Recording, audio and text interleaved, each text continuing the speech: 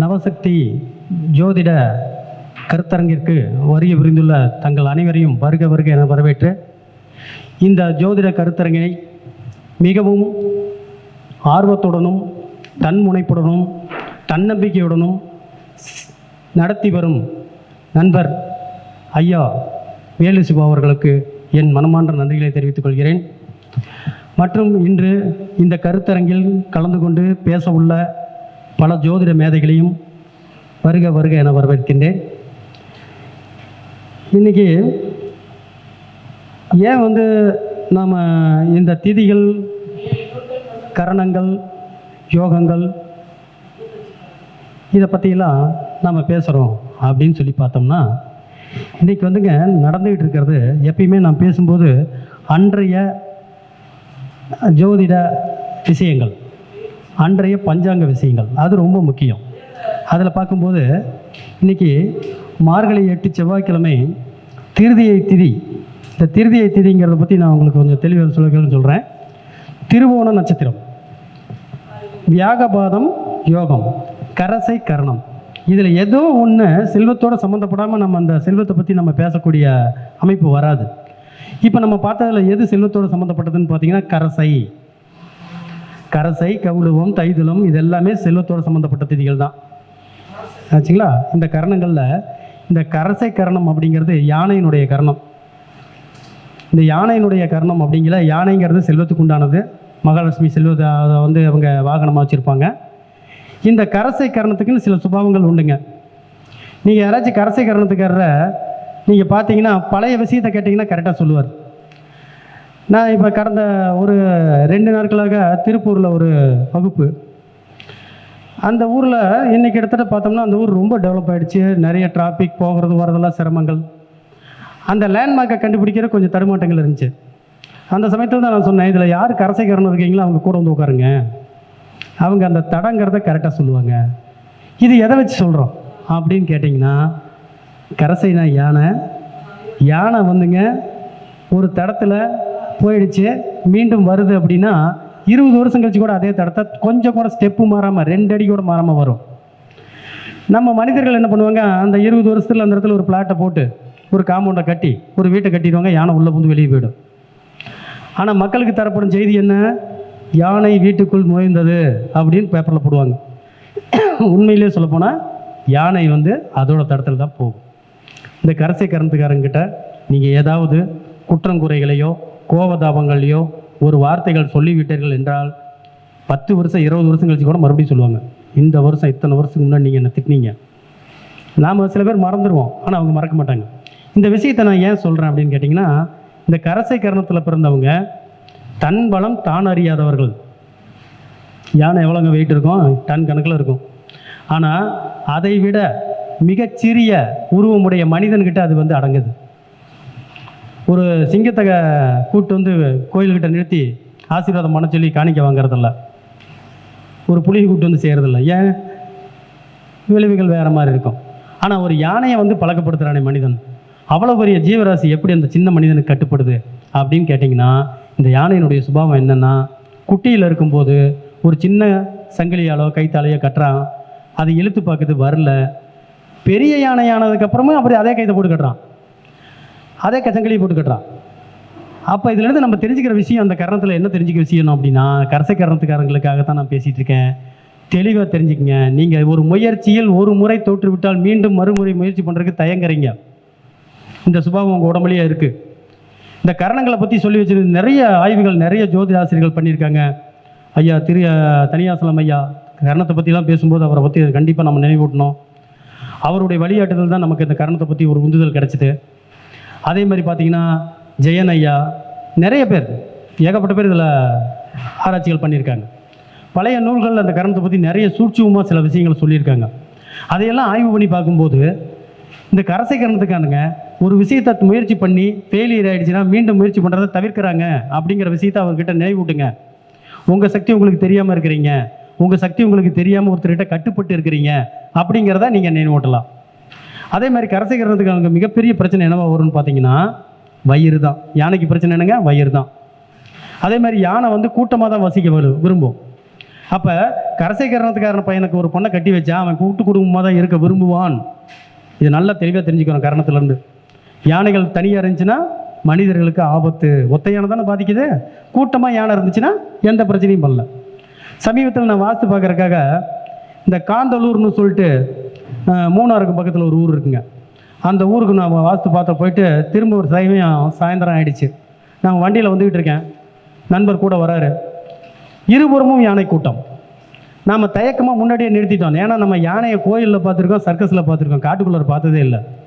பயம் ஏதாவது பண்ணிடுமான்னு. அப்போ அந்த வழியாக வந்தவர் சொல்கிறாரு, கூட்டமாக இருக்குது ஒன்றும் பண்ணாது போங்கன்னாரு. கூட்டமாக இருக்குது ஒன்றும் பண்ணாது போங்க. அப்போ ஒத்த யானை இருந்தால் தூக்கி போட்டுரும். அப்போ இந்த கரசை கரணத்துக்காரங்க கூட்டு தொழில் செய்யறதுக்கு சிறந்தவர்கள், கூட்டு குடும்பமாக இருக்கிறதுக்கு சிறந்தவர்கள். கல்யாணம் பண்ணும்போதே பொருத்தம் பார்க்கும்போதே இந்த பையன் வந்து கரசை கரணம் யானை, இவன் குடும்பத்தில் கூட்டாக தான் இருக்க விரும்புவான், தனியாக போக விரும்ப மாட்டான். நீ ஆரம்பத்திலே இதுக்கெல்லாம் மைண்ட் செட் பண்ணி வச்சுக்கோ. நாத்தனார் நங்கையார் அதெல்லாம் தான் இப்போ இல்லாமல் போய் போச்சு. ஒத்தை குழந்தை என்றைக்கு வந்துச்சோ அன்றைக்கே உறவுகள் குறைஞ்சி போச்சு. ஒரு சினிமா பாட்டு இருக்கும், சொந்த பந்தம் சேர்ந்துருந்தால் சொத்து சுகம் தேவையில்லைன்னு ரஜினிகாந்த் பாடியிருப்பார். அது 100க்கு 100 உண்மையான விஷயம். இது யாருக்கு தெரியும்னா, சொத்தை பிரிஞ்சு சொந்தங்களை பிரிஞ்சு சொத்தை சேர்த்துனவங்களுக்கு தெரியும். இந்த கூட்டு குடும்ப வாழ்க்கையை வந்து குலைக்கிறதுக்காகவே வந்த விஷயங்கள் தான் ஒத்தை குழந்தை. இது ஒரு ஃபேஷனாக சொல்லிக்கிறாங்க. இந்த ஒத்தை குழந்தை வளர்ந்துக்கிட்டே போனால் என்ன ஆகும், நாளைக்கு வந்து ஃப்யூச்சரில் நிகழ்ச்சிகளே இல்லாமல் போயிடும். ஒரு தாய் மாமன் இல்லாமல் போயிடுவான், ஒரு அத்தை இல்லாமல் போயிடும். இதெல்லாம் ஒரு அபாயகரமான ஒரு எண்ணங்கள். இதை ஜோதிடர்கள் கொஞ்சம் முயற்சி பண்ணி மாற்ற சொல்லணும். நீங்கள் பண்ணுறக்கூடிய ஏகப்பட்ட செலவுகளில் ஒரு குழந்தையினுடைய செலவு பெருசாக இருக்க போகிறது இல்லை. ரெட்டை குழந்தை வச்சுக்கிறது நல்லது. இதை எதுக்காக சொல்ல வரேன்னா, அந்த கரசை கரணத்தை இப்போ நான் குழந்தைய பற்றி பேசணும். ஏன்னா கரசை கலந்த கரணத்தில் பிறந்தவங்களுக்கு புத்திர தோஷம் உண்டு, ஒரு குறிப்பிட்ட சதவீதம். நீங்கள் நல்லா கவனித்து பார்த்தீங்கன்னா, யானை 7 வருடத்துக்கு ஒரு முறை தான் குட்டி போடும். கல்யாணம் ஆன உடனே எனக்கு குழந்தைங்கள நடிச்சுக்கூடாது, உடனே டாக்டர் போய் பார்க்குறது, இதை பண்ணலாமா அதை பண்ணலாமா, அவசரப்படாதீங்க. என்கிட்ட இந்த மாதிரி நிறைய ஜாதகங்கள் வந்திருக்காங்க. ஐயா இந்த மாதிரி குழந்தை பாக்கியம் தாமதப்படுது, ஏதாச்சும் பண்ணலாங்களா, வேறு மாதிரி முயற்சி பண்ணலாமா, 4 வருஷம் ஆகிடுச்சு, 3 வருஷம் ஆகிடுச்சு. அவசரமே படாதீங்க, 7 வருஷம் கழிச்சு தான் யானை குட்டி போடும். மீறி உங்களுக்கு வந்து சீக்கிரமாக குழந்தைகள் கிடச்சா அந்த குழந்தைகளுடைய ஆரோக்கியத்திலேயோ அல்லது வளர்ச்சியிலேயோ உங்களுக்கு ஒரு கவலையை நிச்சயம் உருவாக்கும். அப்படி பார்க்கும்போது கரசை கரணத்தில் இருக்கிறவங்க கொஞ்சம் தாமதமாக குழந்தைகள் கிடச்சா பயப்படாதீங்கன்னு சொல்லலாம். ஒரு கருத்தரங்களையோ ஒரு யூடியூப்லேயோ நீங்கள் ஒரு விஷயத்தை கேட்குறீங்க அப்படின்னா உங்களுக்கு ஒரு சின்ன வெளிச்சனாச்சு அவங்க கொடுக்கணும் பேசுகிறவங்க. இப்போ நான் சொன்ன விஷயத்தில் கரசை கரணத்துக்காரங்களுடைய பல பேர்த்தினுடைய மன வளர்ச்சி நிவர்த்தியாக இருக்கும். அப்படிப்பட்ட ஒரு விஷயம் வாங்கியா. அதே மாதிரி கரசையில் வந்து இன்னொரு விஷயத்தை நம்ம எடுக்கிறோம். இந்த மாதிரி குழந்தைகள் விஷயத்தில் அவங்க கொஞ்சம் கூடுதல் கவனம் செலுத்தணும். ஏன்னா மற்ற குட்டிகளை விட அடிக்கடி ஆபத்தில் மாட்டிக்கொள்ளக்கூடிய ஜீவராசி குட்டி யானை. அடிக்கடி போய் குழியில் விழுந்துடும். அவங்க அம்மாக்காரி வந்து 2 தட்டு தட்டி மேலே இருப்பா அப்படி ஏற்றிவிடும். பார்த்துருப்பீங்க, நிறைய இந்த ஷார்ட்ஸ்லாம் வரும். இந்த இடத்துல நம்ம ஒரு விஷயத்தை பார்க்கும்போது அதை ஜோதிட கண்ணோட்டத்தோடு பார்த்தீங்கன்னா ஒரு விஷயத்தை நம்மக்கிட்ட நல்லா புலப்படுத்தும்.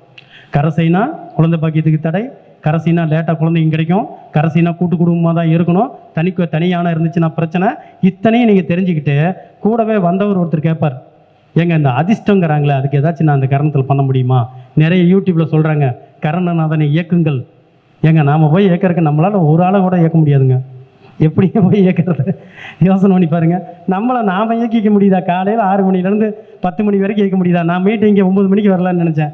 எனக்கு 3 அப்பாயின்மெண்ட் முன்னாடி நான் வந்த நேரம் இப்போ தான் வந்தேன். ஐயா வந்து அதுக்காக மன்னிக்கவும். ஏன்னா இப்போ நம்ம ஊரில் ஒரு மீட்டிங் நடத்துகிறது நமக்கு கொஞ்சம் முன்னாடி நின்று செஞ்சு கொடுக்குறது என்னுடைய முழு ஆசைகள். ஆனால் நான் போன இடத்துல வாஸ்து பார்க்க போன இடத்துல லேட்டாகி போச்சு. ஸோ வந்து இந்த மாதிரி வந்து நம்மளையே இயக்கிக்காக போது கரணநாதன் இயக்க முடியுமானா கரணநாதன் இயக்க முடியும். எப்படின்னு கேட்டிங்கன்னா வழிபாடுகள். அந்த கரணநாதனுக்கு என்னென்ன கேரக்டர் உண்டோ அந்த கேரக்டரெலாம் உள்ளே வாங்கிக்கிங்க. அப்புறம் நீங்கள் செஞ்சு பாருங்க, கரணநாதன் இயங்குவார். அவராக தான் இயங்குவார். நாமெல்லாம் இயங்குங்க அப்படின்லாம் சொல்ல முடியாது. நம்ம சம்பளம் தர வேலையாலேயே 9 மணிக்கு டியூட்டிக்கு வரானா 8 மணிக்கு போய் நீங்கள் அதிகாரம் பண்ண முடியாது. சார் 9 மணிக்கு தானே கடைக்கு வரணும், 9 மணிக்கு பேசிக்கலாம் விடுங்கம்மா, அது வரைக்கும் நான் போய் டீகள் தம் போட்டு வரம்மா, ஒன்றுமே சொல்ல முடியாது. அப்படிப்பட்ட ஒரு சமுதாயத்தில் நாம் ஒரு கிரகத்தை இயக்கிறதுங்கிறது நாம் வழிபாட்டு மூலமாக இயக்க முடியும். அப்போ கரசை கரணத்துக்காரருக்கு என்ன வழிபாடு? கரசை கரணத்துக்கு முதல்ல வாழ்வியல் முறையில் இதெல்லாம் ஒழுங்குபடுத்திங்க. உங்களுடைய கரணம் தான் உங்களுடைய இயல்பு. உங்கள் இயல்பை நீங்கள் முதல்ல தெரிஞ்சுக்கிட்டீங்கன்னா ஜெயிச்சிடலாம். உங்கள் இயல்பை நீங்கள் தெரிஞ்சுக்கிட்டீங்கன்னா ஜெயிச்சிடலாம். அப்போ நாம் யானையோட இயல்பில் இருக்கோம். அப்போ வந்து நமக்கு வந்து ஞாபக சக்தி அதிகம். அதே மாதிரி சிறு முயற்சியை மறுபடியும் செய்ய மாட்டோம். கூட்டு குடும்பமாக இருக்கணும். இதெல்லாம் வந்து நம்ம தெரிஞ்சுக்கிறோம். அதுக்கு அடுத்ததாக அதிர்ஷ்டங்கிற ஒரு விஷயத்தில் ஒரு நம்பிக்கை இருந்தால் யானை முடி மோதிரத்தை போட்டுக்கலாம். இந்த யானை முடி மோதிரம் போடுற விஷயத்தில் ஒரு நண்பர் ஒருத்தர் சொன்னார், சார் நான் யானை முடி ஒரு கடையில் பார்த்துருக்கேன் சார், அவங்க எவ்வளோ நீளம் வேணும்னு கேட்குறாங்க சார் அப்படின்னாரு. அவங்ககிட்ட எவ்வளோ நீளமாக இருக்குதுன்னு ஒரு காயில் வச்சுருக்காங்க சார்னார்.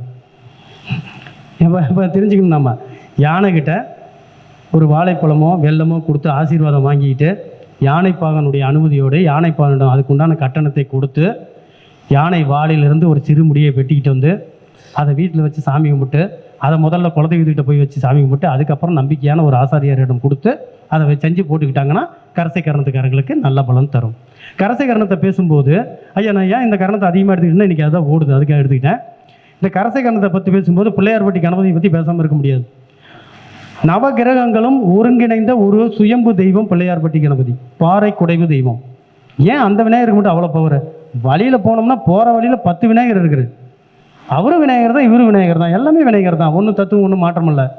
ஏன் அதுக்கு மட்டும் அவ்வளோ தூரம் கொடுத்தோம் அப்படின்னா அந்த இடத்துல நவகிரகங்களுடைய சக்தியும் ஒருங்கிணைக்கப்பட்டிருக்கிறது. நீங்கள் பிள்ளையார்பட்டிக்கு குழந்தை பாக்கியத்துக்காக போகணும்னு நினச்சிங்கன்னா வியாழக்கிழமை போகணும். அபிஜித் முகூர்த்தம்னு சொல்லக்கூடிய 11:45 12, 20, 25 வரைக்கும் இருக்கக்கூடிய அந்த அபிஜித் முகூர்த்தத்தில் போய் வழிபாடு பண்ணிட்டு வெளியே வந்தீங்கன்னா நிச்சயமாக அந்த குழந்தை பாக்கியம் உங்களுக்கு கிடைக்கும். அதாவது வியாழக்கிழமை. ஒருத்தருக்கு கடன் தீரணும்னு நினச்சாருன்னா செவ்வாய்க்கிழமை. ஒருத்தருக்கு தொழில் வளர்ச்சி அந்த அளவுக்கு இல்லைங்க, தொழிலில் சிரமமாக இருக்குது, நான் பிள்ளையார்பட்டி போகிறேன்னு சொன்னார்னா அவர் சனிக்கிழமை. இப்படி அந்த பிள்ளையார்பட்டி கணபதியை அந்த கரசை கரணத்துக்காரங்க வழிபாடு பண்ணலாம். இப்படி ஒவ்வொரு கரணத்துக்கும் முதல்ல கரணம்னா என்னன்னு தெரிஞ்சுக்கணும். கரணம்னா நமக்கு என்னமோ ஒரு லக்கி டிப்பெல்லாம் கிடையாது. கரணங்கிறது நம்முடைய இயல்பு, கரணங்கிறது நம்முடைய கேரக்டர். ஒரு பவகரணத்தில் ஒருத்தர் இருக்காரு, அவர் வயசு ஒரு 65 வயசுக்கு பக்கமாக இருக்கு, என்கிட்ட ஜாதகம் பார்க்க வராரு. நான் கேட்டது என்னன்னா, ஐயா உங்களுடைய அசட் எவ்வளோ இருக்குன்னு, அசட் சொத்துக்கள் எவ்வளோ இருக்குன்னு கேட்குறேன். அவர் சொல்கிறாரு சில கோடிகள் சொல்கிறாரு. முதல்ல உங்கள் பேரில் ஒரு சொத்தை கேஸாக லிக்யூடு கேஸாக மாற்றி வச்சுக்கங்கண்ணே. அது எப்படிப்பா? நான் எப்பயுமே பவகரணத்துக்காரங்களுக்கு ஒரு கெத்து இருக்கும், ஒரு கௌரவம் இருக்கும். ஒரு இடத்துல வாகா ஓகோன்ட்டா இருக்கிறதெல்லாம் கொடுத்துட்டு வெறும் பாக்கெட்டோட வர்றவருக்கு பவகரணத்துக்காரர். ஒரு ஹோட்டலில் போனால் 4 பேர் நண்பர்கள் சாப்பிட்டாங்கன்னா முதல்ல பாக்கெட்டில் கையை விடுறது பவகரணத்துக்காரர். இதெல்லாம் நீங்கள் கவனிச்சா தெரியும். இந்த பவகரணத்தை சொல்லும்போது நான் என்ன சொன்னேன், ஐயா உங்களுடைய வாழ்க்கை சிங்க வாழ்க்கை. ஆகா ரொம்ப பெருமையாக இருக்குதுப்பா. உங்களுக்கு பசிச்சாதான் வேட்டைக்கு போவீங்க. சிங்கம் பசிச்சாதான் வேட்டைக்கு போவோம், இல்லைன்னா 3 நாள் தூங்கும். அப்படிப்பட்ட ஒரு ஜோம்பேரியான மிருகம். அதை எப்படி சிங்கத்தை கம்பேர் பண்ணாங்கன்னு தெரியல. அதே சமயம் சிங்கத்தோட லைஃப் அப்படியே நீங்கள் கவனித்து பார்த்தீங்கன்னா கடைசி இறுதி கால வாழ்க்கையில் குடும்பத்தால் நிராகரிக்கப்படும். சிங்கம் பார்த்துருக்கீங்களா? சிங்கம் கடைசியாக அந்த கூட்டத்தை விட்டு விலகிடும், தனியாக போய் கிடைச்ச உணவை சாப்பிட்டு அதோட வாழ்க்கை முடியும். இந்த பவகரணத்துக்காரங்க குழந்தைகள் இருந்தாலும் குழந்தைகளுக்கு முழுசு செய்யுங்க, வேண்டாம்னு சொல்ல. ஆனால் உங்களுக்குன்னு தனிப்பட்ட முறையில் ஒரு சொத்தை சேர்த்துக்கொள்ளுங்கள். அது லிக்விட் கேஸாக தான் இருக்கணும், ப்ராப்பர்ட்டியாக இருக்கக்கூடாது. கடைசி வரைக்கும் நீங்கள் கெத்தாக போய் சேரணும்னா அதுதான் வழின்னு சொன்னேன். அதுக்கப்புறமேல அவர் அதை செஞ்சார். இதே பாயிண்ட்டு லக்கணத்துக்கு 5ல் கேது இருந்தாலும் பொருந்தும். லக்கணத்துக்கு 5ல் கேது இருந்தால் ஒத்த குழந்தை இருக்கிறதுக்கான வாய்ப்புகள் அதிகமாக இருக்குது. அது பெண் குழந்தையாக இருந்துருச்சுன்னா இவர் பாச மிகுதியால் இருக்கிறத எல்லாத்தையும் தொடச்சி எழுதிடுவார். அப்புறமேல் சூழ்நிலைகள் எப்படி போகும்னு யாருனாலையும் சொல்ல முடியாது. அது கடைசி திசாபுத்தி புதன் திசையா புத்தியாக இருந்தால் சொல்லிக்கவே வேண்டியதில்லை. இறுதி வாழ்க்கை மிக கொடூரமாக இருக்கும். ஓகேங்கய்யா, இப்போ நம்ம பேசிக்கிட்டு இருக்கிற இந்த நேரம் லக்கணத்தில் எடுத்துக்கிட்டீங்க அப்படின்னா, ராசியில் எடுத்துக்கிட்டாலும் மகர ராசி திருவோண நட்சத்திரம். அதே மாதிரி பார்த்திங்கன்னா லக்கணம் கும்பத்தில் ஓடிக்கிட்டு இருக்கு, கும்பத்தில் ராகு இருக்கார். ராகுனுடைய தன்மை இந்த இன்றைக்கி பேசுகிற எல்லா பேச்சுக்களையும் செயல்படும். இப்போ பேசிகிட்டு இருக்க இந்த நேரத்தில் நம்ம பார்க்கக்கூடிய கரணம் திதிகளை பற்றி பேசிகிட்டு இருக்கோம். 2வது கரணமாக பார்க்கக்கூடிய கரணம் தைதுளம் கரணம். இந்த தைதுளம் கரணம் அப்படின்னு சொன்னோன்னே அவர் உடனே அந்த கரணத்துக்கு அதிபதி சுக்கிரன், ஓகே சூப்பர், காசு போனால் நல்லா இருக்கும், ஓகே அதெல்லாம் கிடைக்கும், நான் இல்லைன்னு சொல்ல. ஆனால் தைதுளத்தினுடைய கேரக்டர் என்னங்கிறத உள்வாங்கிக்கணும். கழுதையினுடைய கேரக்டர். தைதுளம் கரணத்துக்காரர் 8 மணி நேரம் டியூட்டினா 8.5 மணி நேரம் வேலை செய்யணும். செஞ்சால் மட்டும்தான் ஒரு நாள் முன்னுக்கு வர முடியும். கழுதை கணக்காக வேலை செய்யணும். தைதுளம் கரணத்துக்காரர் ஒரு வேலையை செய்ய வைக்கிறது கஷ்டம், ஆனால் செய்ய ஆரம்பிச்சிட்டாருன்னா பக்காவாக போவார். ஏன்னா கழுதையை ஆற்றுக்கு எழுப்புறது தான் கஷ்டம். எழுப்பி மூட்டையாக ஏற்றி வச்சிட்டிங்கனாலும் கொண்டு போய் துவைச்சி கொண்டு வந்து சேர்த்திடும். அதே மாதிரி கழுதை கேட்டால் குட்டிச்சுவர். இந்த பழமொழிக்கு என்ன அர்த்தம் தெரியுங்களா? அவங்க கோச்சிக்கிட்டாங்கன்னா திருப்பவே முடியாது. தைதுளம் கரணத்துக்காரரை தட்டி கொடுத்து தான் வேலை வாங்கணும். தைதுளத்தில் ஒரு குழந்தை நமக்கு இருக்குது அப்படின்னா அந்த குழந்தைய பாராட்டி பாராட்டி படிக்க சொல்லணும். நல்லா படிக்கும். படிக்க ஆரம்பிச்சிருச்சுன்னா 10 பாடம் போதுன்னா 12 பாடத்துக்கு படிக்கும். ஆனால் பாடத்துக்கு நீங்கள் நிறுத்துறது கஷ்டம். அதே மாதிரி தான் ஒரு வேலையால் தைதுளத்தில் இருந்தாலும் அதே மாதிரி தான் நீங்கள் வேலை வாங்கணும். மனைவி தைதுளமாக கொஞ்சம் பொறுத்து தான் வேலை வாங்கணும். இதனுடைய ஜேஷ்டா தேவின்னு சொல்லக்கூடிய தெய்வம் தான் இதனுடைய அதிபதியாக இருக்குது. இந்த ஜேஷ்டா தேவி சில ஊர்களில் இருக்கும், அதில் நம்ம திருச்செங்கோட்லேயும் இருக்குது, திருச்செங்கோட்டில் மலை மேலே இருக்குது. இந்த நூலை எடுத்து வச்சு வழிபாடு பண்ணுவாங்க. அந்த தெய்வத்தை இவங்க தொடர்ந்து வழிபாடு பண்ணிக்கிட்டு வந்தால் அருமையான இயல்புகள் கிடைக்கும், அதிர்ஷ்டகரமான சூழ்நிலைகள் அதை அமைச்சு தரும் அப்படிங்கிறது நம்ம தெரிஞ்சுக்கிறோம். அதுக்கு அடுத்ததாக எடுத்துக்கிட்டோம்னா கரணங்களில் கௌளவ கரணம். இந்த கௌளவ கரணங்கிறதுக்கு திருச்செங்கோட்டுக்கு ஒரு சம்மந்தம் உண்டுங்க. யார் நல்ல யூகிக்க முடியுதா? கௌளவ கரணத்துக்கும் திருச்செங்கோட்டுக்கும் ஒரு சம்பந்தம். கௌளவம்னா என்னங்க? பூமி. கௌளவம்னா பூமி, வராகம், வராக அவதாரம் எடுத்த பூமி தான் இந்த கௌளவ கரணம். இந்த வராக அவதாரம் என்ன பண்ணுச்சுன்னா பூமியை தோண்டிச்சு. திருச்செங்கோட்டில் இருக்க மேக்சிமம் பேர் என்ன பண்ணுறாங்க? இந்தியா முழுக்க போய் பூமியை தோன்றாங்க. அதாவது ரிக்கு தொழில். அப்போ இந்த யூடியூப் பார்க்குறவங்களா இருந்தாலும் சரி, நம்ம நண்பர்களுக்கும் சரி சொல்லுங்கள், ரிக்கு பார்ட்டி யாராச்சும் இருந்தால், கௌளவ கரணத்தில் அவங்க வீட்டில் யாராச்சும் இருந்தாங்கன்னா அவங்க பேரை ரிக்கு வண்டியில் எழுதி சொல்லுங்கள், நல்லா ஓடும். என்னுடைய கிளைண்ட் வந்துங்க குறைஞ்சபட்சம் ஒரு 300 பேருக்கு ரிக்குக்காரங்க இருக்காங்க.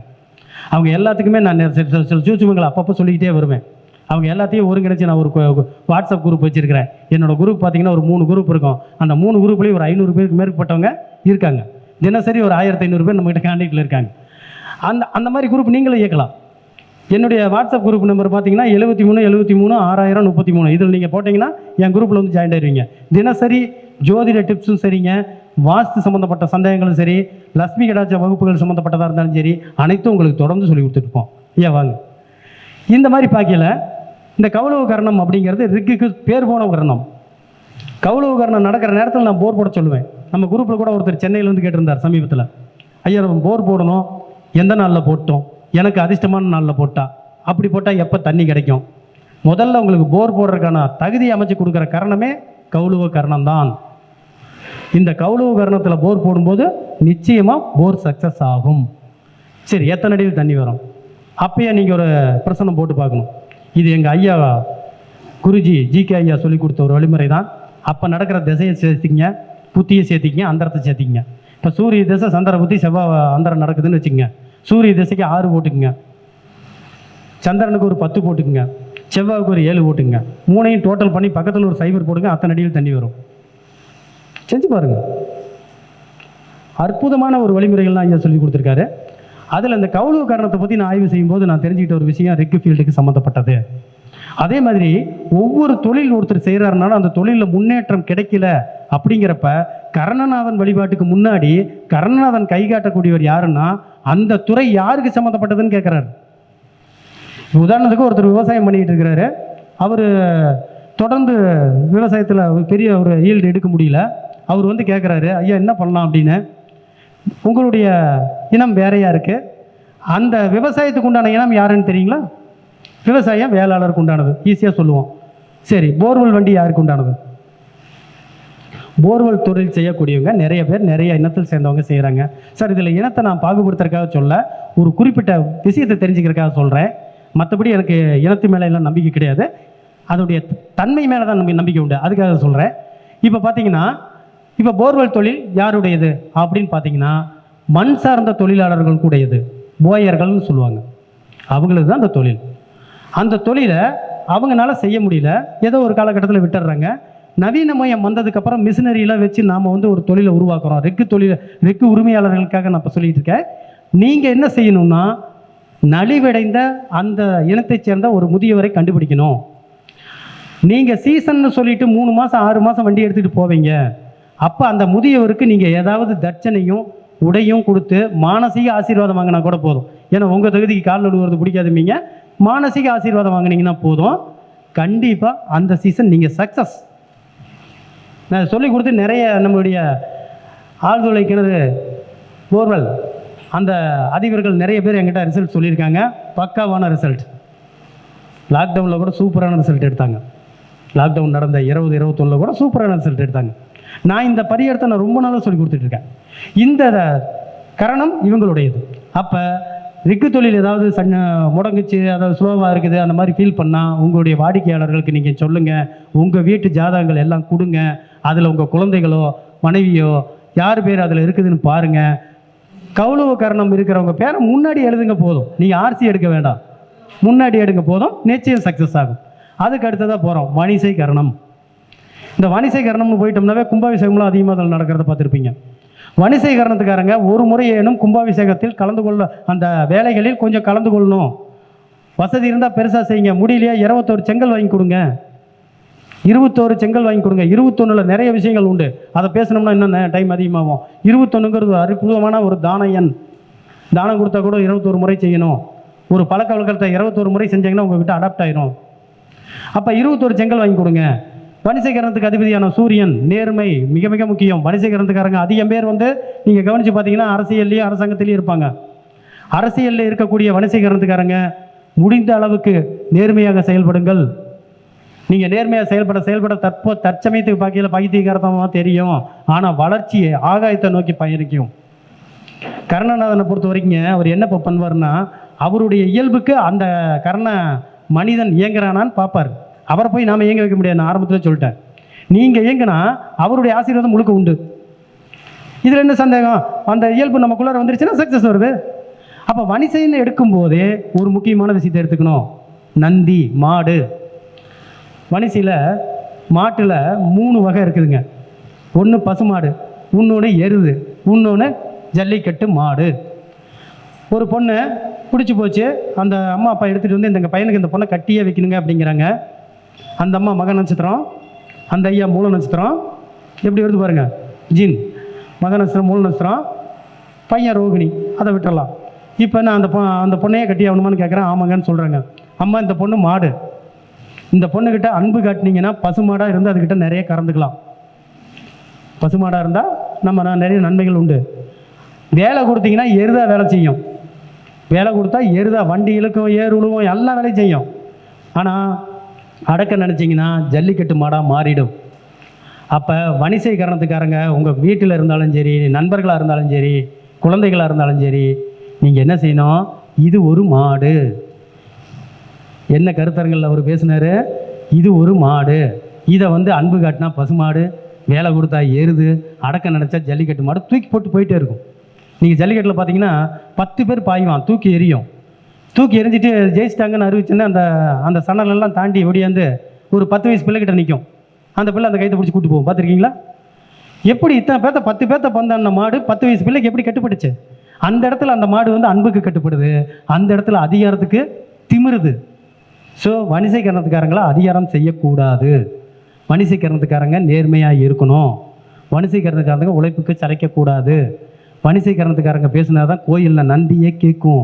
நந்தி காதில் ஒரு அம்மா பேசிக்கிட்டு இருக்குது கோயிலில். அன்றைக்கி பார்க்குறேன் சிவன் கோயிலில். அந்த அம்மா பேசிட்டு போனோடனே 10 பேர் வரிசையாக போய் பேசுகிறாங்க. இந்த காதில் போய் பேசுகிற சமாச்சாரத்தை வந்து நீங்கள் சைக்காலஜியாக நினச்சிக்கிட்டிங்கன்னா அவங்களுக்கு அவங்களே திருப்பி சொல்கிறது தான். காதில் போய் பேசுகிற சமாச்சாரத்தை வணிசைக்கரணத்துக்காரங்க செஞ்சாங்கன்னா கேட்கும். வணிசைக்காரனுங்க வந்து நந்தி காதில் பேசுனா கேட்கும். மற்றவங்க பேசுகிறதெல்லாம் மற்றவங்களை ஃபாலோ பண்ணுற மாதிரி தான். ஓகே, இதுக்கு அடுத்து காகம். காகத்துக்கு உண்டான சகுனி கரணத்துக்கு வரும். ரொம்ப முக்கியமான கரணம். நம்ம பெரியவங்களுக்கு ஒரு திதி கொடுத்தாலோ ஒரு தர்ப்பணம் கொடுத்தாலோ ஒரு சாதம் வச்சு நம்ம பெரியவங்ககிட்ட வழிபாடு பண்ணும்போது யார் மூலமாக கொடுக்குறோம்? காகத்து மூலமாக கொடுக்குறோம். ஏங்க அப்படி கொடுத்தாங்க? காகத்துக்கு மட்டும்தான் 2 அறிவு, 2 விதமான மூளை பகுதி அப்படிம்பாங்க. ஒரு அறிவு வந்து அதை பற்றி சிந்திக்கும், ஒரு அறிவு வந்து கொஞ்சம் வெளியே சிந்திக்கும். இந்த காகம் என்ன பண்ணும்னா, ஒரு வாசலில் வடகம் இது மாதிரி ஏதாச்சும் காய போட்டிருந்தோம்னா வந்து கொத்திக்கிட்டு ஓடும், துரத்துனா கூட போகாது. ஆனால் நீங்கள் ஒரு படையல் சாமி கும்பிட்டு ஒரு தண்ணி தெளித்து ஒரு இலையை போட்டு நீட்டாக அதுக்கெல்லாம் வச்சு கையெடுத்து கும்பிட்டு கான்னு கூப்பிட்டிங்கன்னா வராது. தூரமாக உட்காந்துட்டு வேடிக்கை பார்க்கும். இவன் நல்லவனா, இவன் சாப்பாட்டை எடுக்கலாமா, எடுத்தோம்னா இவன் கர்மா தீருமா, பித்திருக்கள் என்ன சொல்கிறாங்கன்னு அது கொஞ்சம் குழம்பும். சைடு பறவை பார்க்கக்கூடிய பறவை அது சைடில் பார்க்கும். அதுக்கும் சந்தேகம் வந்துருச்சுன்னா என்ன பண்ணும்? காக்கான்னு கற்று இன்னும் 4 காக்கா வரும். ஏப்பா அவன் வச்சிருக்கிறான்பா, எடுத்துக்கலாமா வேணாமான்னு கேட்கும். இது வந்து வேடிக்கையாக இருந்தாலும் கூட யோசித்து பார்த்தீங்கன்னா இதெல்லாம் ப்ராக்டிக்கலாக இருக்குது. அப்போ எல்லாம் ஒரு முடிவு பண்ணி கொத்தி எடுத்துருச்சுன்னா அன்னையிலேருந்து அவங்களுடைய கர்மா குறைய ஆரம்பிச்சிருச்சுன்னு அர்த்தம். அவங்க என்ன பண்ணுவாங்க? அப்பா தாத்தா வந்து எடுத்துகிட்டு போயிட்டாருப்பா, சந்தோஷம். அப்பவும் பார் பேரை வந்து கூப்பிட்ற வரைக்கும் வெயிட் பண்ணார், அப்படிலாம் நம்ம பேசிக்குவோம். ஆனால் இந்த ஒரு தகுதி உள்ள காகம் நிறைய சந்தேகத்தன்மை உடையது.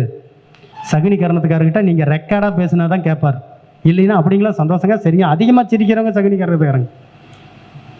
ஆச்சரியமாக இருக்கும். அந்த சிரிப்புக்கு பின்னாடி என்ன இருக்கும்னா சந்தேகம் இருக்கும். நீங்கள் எதுக்கு எடுத்தாலும் சிரிக்கிறவங்கள கொஞ்சம் யோசனை பண்ணி தான் அவங்ககிட்ட பேசணும். அப்படி பார்க்கல சகுனி கரணத்துக்காரர் நீங்கள் எந்த வரவு செலவு டாக்குமெண்ட்டாக காட்டுங்க, அதை அவங்க ஏற்றுக்குவாங்க. சந்தேகத்தை முதல்ல நீக்கணும் சகுனி கரணத்துக்காரர்கிட்ட. சகுனிகரணத்துக்காரங்க முடிஞ்ச அளவுக்கு சுயதொழில் செஞ்சுக்கிறது நல்லது. சகுனிகரணத்துக்காரங்க முடிஞ்ச அளவு சுயதொழில் செஞ்சுக்கிறது நல்லது.